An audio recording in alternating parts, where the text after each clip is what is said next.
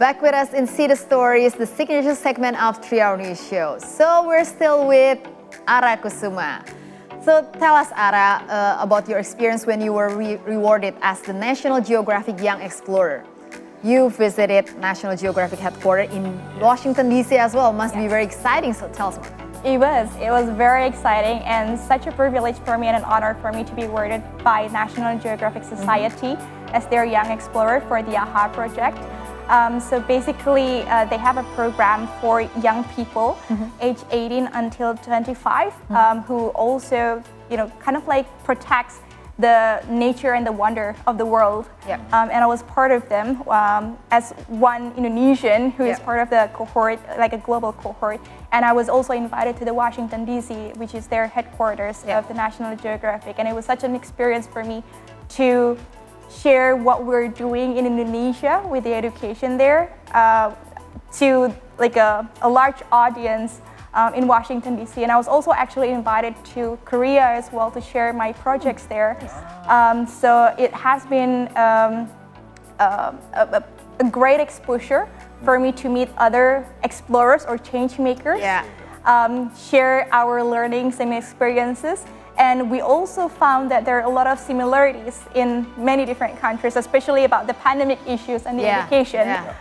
So I share a lot of, like connectedness and similarities with other explorers as well. We did collaborations as well with each other, and it was such a great moment for me, especially adding to the strategy of the AHA project. So the AHA project itself, coming back to the previous questions as well around like how can we help the children in the villages to learn at home. So in the AHA project, we actually did two things. First, I already explained about the what. The second one is about the how. We invited people, whoever they are, education enthusiasts. It can be teachers, it can be parents, also young people, to become volunteers or what we call as local champions, to then conduct like study groups and also produce the worksheets. So they distributed the worksheets, they conducted study groups as well. And typically one local champions, they invited around 10 to 15 children to learn together.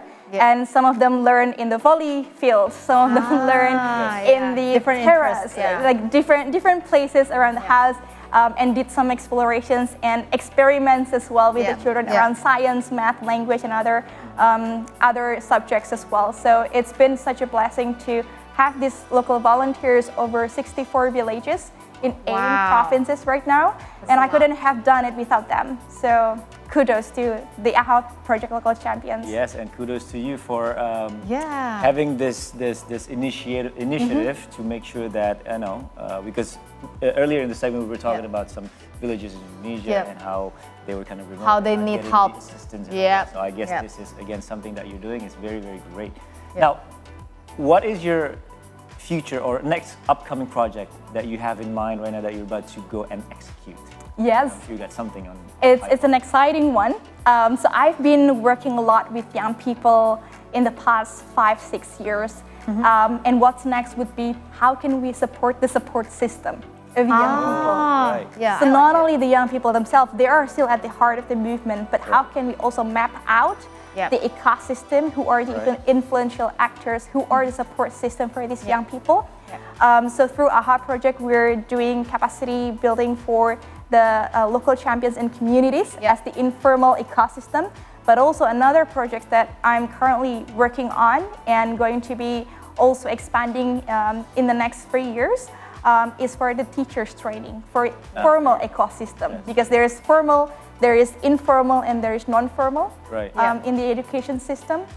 So formal system, we're working with a few organizations of Schools Network and also the Ministry of Education as well, together with Ashoka Foundation. So I'm with Ashoka as well.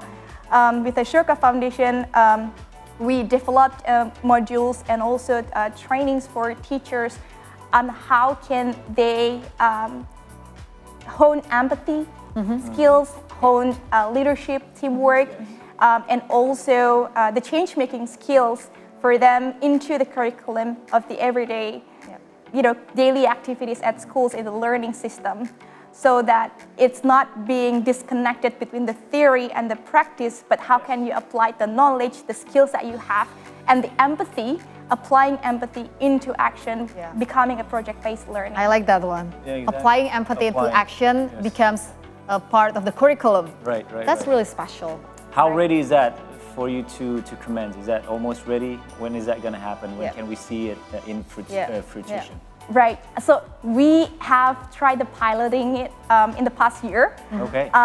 With 100 schools. Right. So the pilot was 100 schools with the schools of Muhammadiyah, schools of Nahdlatul Ulama as well, with the Bishops' Conference, the Catholic schools, and also public schools with the Ministry of Education. I see. So moving forward, in the next 3 years, we have also got funding for that to expand it even further into hopefully a million children. Amen to that. Through 3,000 teachers. So first, like thousands of teachers first, and then going to reach out to a million children. I see. Wow. Best of luck to that. But of course, we want to see the development of your projects. Where can we see that? On the social media, probably. Right. Okay. How can we find you? And so we have several social media. Wow. Please take notes on this one. Yeah. The first one is for AHA project is aha.projectid. Okay. It's on Instagram. Okay. And then the second one for this teachers training, you can follow at ashoka.id. Oh, okay. Yes. The Ashoka's Ashoka becomes the Instagram. host for that. Okay.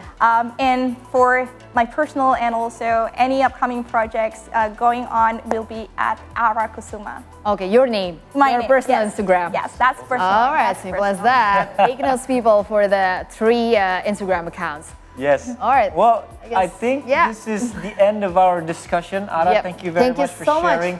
For your insightful stories. Insightful, Yeah, yes. we are inspired by your actions. Well, thank you. It's such a privilege to be here. Thank you. Thanks for coming.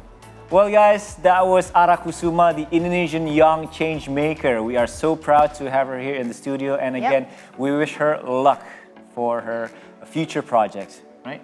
Yes, and See the Stories will continue after a break. Don't go anywhere. Stay tuned on 3 Hour Show on See Today.